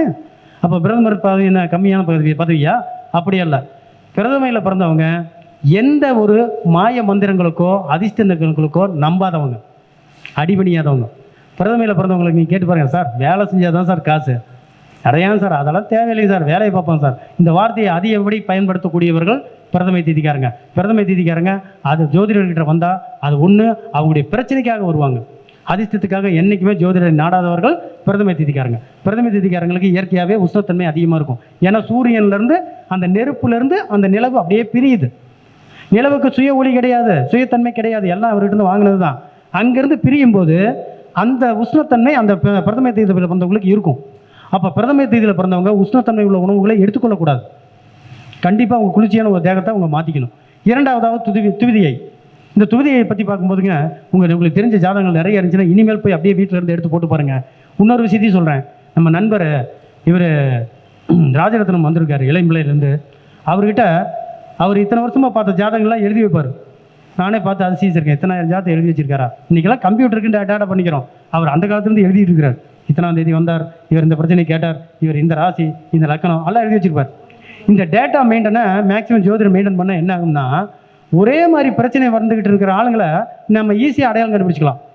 நான் நேற்று நம்ம நண்பர் ஒரு ஜோதிடர் சொன்னேன், உங்களுக்கு தெரிஞ்ச உங்களிடம் இருக்கிற எல்லா ஜோதிடரும் இருந்தோ அரசு அதிகாரிகளுடைய ஜாதகங்கள்லாம் எனக்கு அனுப்பிடுங்கண்ணே. ஒரு 1,00,000 ஜாதகம் வந்தாலும் பரவாயில்ல. ஏன் அதுலேருந்து எப்படி கவர்மெண்ட் வேலை கண்டுபிடிக்கணும்னு பார்க்குறக்காவா? கிடையாது. 5ஆம் பதவி 10ஆம் பதவி சம்மந்தப்பட்டிருந்தாலும், பவகரணத்தில் பிறந்திருந்தாலும், கௌரவத்தில் பிறந்திருந்தாலும் கவர்மெண்ட் ஜாப்புக்கு வாய்ப்பு இருக்குது. இந்த மாதிரி இருந்தால் கவர்மெண்ட் ஜாப் கிடைக்கும் நம்ம சொல்லிடுறோம், அது கிடைச்சிருது ஓகே. ஆனால் இதை மீறி ஒரு விஷயம் அது கூட ஏதாச்சும் டச் ஆகுதா அப்படின்னு பார்க்குறக்கு இந்த ஜோதிடர்கள் ஒற்றுமையாகவும் கூட்டுறவாகவும் வேலை செஞ்சோம்னா கண்டுபிடிச்சிடலாம். இந்த கண்டுபிடிக்கக்கூடிய விஷயங்களை ஒரு புத்தகமாக போட்டு எல்லாத்துக்கும் தரணுங்கிறதுக்காக கேட்டேன். நான் ஜோதிட ஆராய்ச்சியாளர் சங்கத்தில் பொறுப்பில் இருக்கிறதுனால நான் கேட்டேன். அவரும் அதுக்கான ஏற்பாடுகள் பண்ணிகிட்டு இருக்காங்க. நீங்களும் உங்கள்கிட்ட இருக்கக்கூடிய ஜாதகங்களை என்னுடைய வாட்ஸ்அப் நம்பரான இந்த 73 நீங்கள் அனுப்பிச்சி விட்டீங்கன்னா இந்த ஆய்வுகளுக்கு உதவியாகவும் இருக்கும். இதனுடைய முடிவுகள் உங்களுக்கு அனுப்பி வைக்கப்படும். ஏன்னு கேட்டிங்கன்னா, ஒரு கஸ்டமர் வந்து ஜோதிடர் உட்காரையில் மிகப்பெரிய நம்பிக்கையோடு உட்கார்றாரு. அப்பா கிட்ட ஐடியா கேட்கல, மனைவி கிட்ட ஐடியா கேட்கல, வாத்தியார்கிட்ட கேட்கல. யோசிச்சு பாருங்க, உங்ககிட்ட வந்து கேட்குறாரு, சார் பெரிய ப்ராஜெக்ட்டுங்க சார், 5 கோடி ரூபாய்ங்க சார், பேங்க்கில் 3 கோடி ரூபா கரண்ட் இருக்கான், 2 கோடி ரூபாய்க்கு நான் கொலட்ரால் பண்ண போகிறேன், சொத்துக்கள்லாம் உள்ளே கொடுக்க போகிறேன். ஏன் சார் எவ்வளோ பெரிய வார்த்தை அது? அப்பா கிட்ட கேட்கும்போது எதுக்கு நீ போய் ஜோசியரை கேட்டு வந்துடுறா, எனக்கு தெரியல. இதை வந்து ஒரு வைத்தியரும் கேட்குறாரு, ஏன் பெரிய பெரிய போலீஸ் அதிகாரிகளும் கேட்குறாங்க, நமக்கு மட்டத்தில் எல்லாம் அரசியல்வாதிகள்லாம் இருக்காங்க, பெரிய பெரிய ஆளுங்க எல்லாமே கேட்குறாங்க. அப்போ உங்ககிட்ட வந்து நீங்கள் அவங்கள விட ஒரு எக்ஸ்ட்ரானரியாக ஒரு விஷயம் இருக்கணுமா இருக்க வேண்டாமா? ஒரு பழமொழி உண்டு மலையாளத்தில் சொல்ல, தமிழில் சொல்கிறேன். உங்கள் தொழில் விறகு வெட்டுவதானால், உங்களுடைய தொழில் விறகு வெட்டும் தொழிலானால், உங்களுடைய கடப்பாறையை கூறாக்குவதற்காக, அது மலுன்னு சொல்லுவாங்க மலையாளத்தில், உங்கள் கடப்பாறையை கூறாக்குவதற்காக நேரம் ஒதுக்குங்கள்னு சொல்லுவாங்க. அந்த கூறாக்குறது தான் அந்த கருத்தரங்கம். ஐயா வேலுசிவ ஐயாலாம் அதுக்கெல்லாம் ஏற்பாடு பண்ணி கொடுத்துருக்காரு. அவரெல்லாம் நான் பார்த்து ரொம்ப வியந்து போயிருக்கேன். தன்னம்பிக்கையான நபர், நிறைய ஆய்வுகள் பண்ணியிருக்காரு, நிறைய நம்மகிட்ட சொல்லி தந்துட்டு இருக்காரு. கூடுதலாக இந்த மாதிரி விஷயங்களை உங்ககிட்ட கொண்டு வந்து சேர்த்தறதுக்கு காரணமாக இருந்திருக்கிறார். ஏன்னா ஒரு மீட்டிங் நடத்துறது எவ்வளோ கஷ்டம்னு மீட்டிங் நடத்துகிற எனக்கு தெரியும், எங்கள் சங்கத்துக்கு தெரியும். எங்கள் சங்கம் பழமையான சங்கம், 254 மீட்டிங்கை நடத்தின சங்கம், மாதாந்திர மீட்டிங்கை. அதில் பல முன்னோடிகள், நான்லாம் இப்போ வந்தோம் தான், பல முன்னோடிகள் இருக்காங்க. ஆனால் எவ்வளோ கஷ்டப்பட்டுருப்பாங்க. அவங்களே ஏன் கஷ்டப்பட்டாங்க? இந்த கொஞ்சம் நேரத்தில் உட்காந்துருந்தா ஒரு 4 அப்பாயின்மெண்ட் பார்த்தா ஒரு 5000 6000 நம்ம சம்பாதிச்சிட முடியாதா? ஏன் வந்து அதுக்காக ஒதுக்கி வராங்க அப்படின்னு கேட்டால், இந்த ஜோதிட கலை மேல் இருக்கக்கூடிய உந்துதல், அந்த ரத்தத்திலேயே இந்த ஜோதிடம் கலந்துருச்சு. எப்படியாச்சும் நம்ம சக ஜோதிடன் ஒரு இடத்துல அவமானப்படக்கூடாது, சக ஜோதிடன் விஷயம் சொல்ல தெரியாமல் முழிச்சிடக்கூடாதுங்கிறதுக்காகத்தான் அந்த ஆய்வுகள். ஐயா சொன்ன கருத்துக்கள்லாம் நான் எல்லாம் கருத்துக்களெல்லாம் நோட் பண்ணிகிட்டே இருந்தேன். நான் கேட்காத கருத்துக்களையும் நான் போய் யூடியூப்பில் மறுபடியும் எழுதிடுவேன். அதில் ஏதாச்சும் புதுசு இருக்கா, அந்த புதிய கருத்துக்களை நம்ம இம்ப்ளிமெண்ட் பண்ணி பார்க்குறோம். அது நல்லா இருக்கையில் இன்னும் நம்ம நண்பர்கள் சொல்லுவோம், ஜோதிடர்களுடைய கலந்துரையாடல் இல்லாமல் ஜோதிடம் வளராது சார். இதில் போட்டி, அவர் அப்படி பண்ணுறாரு, இவர் இப்படி வாங்குறாரு, இவர் சங்கத்திலிருந்து பிரிவு, இதெல்லாம் வேண்டவே வேணாம். நீங்கள் எங்கே பிரிஞ்சு போனாலும் ஜோதிடம் ஒன்று தான். ஜோதிடத்தின் குழந்தைகள் தான் ஜோதிடர்கள் அத்தனை பேருமே. உண்மைதானே சார்?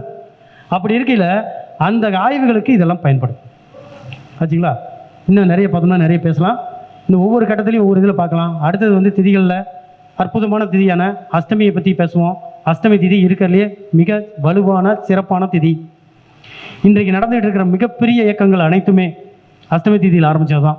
கட்சிகள் ஏன்டா எல்லா கட்சி ஜாதகமும் வச்சுருக்கேன். ஒரு உதாரணத்துக்கு சொல்கிறேன்.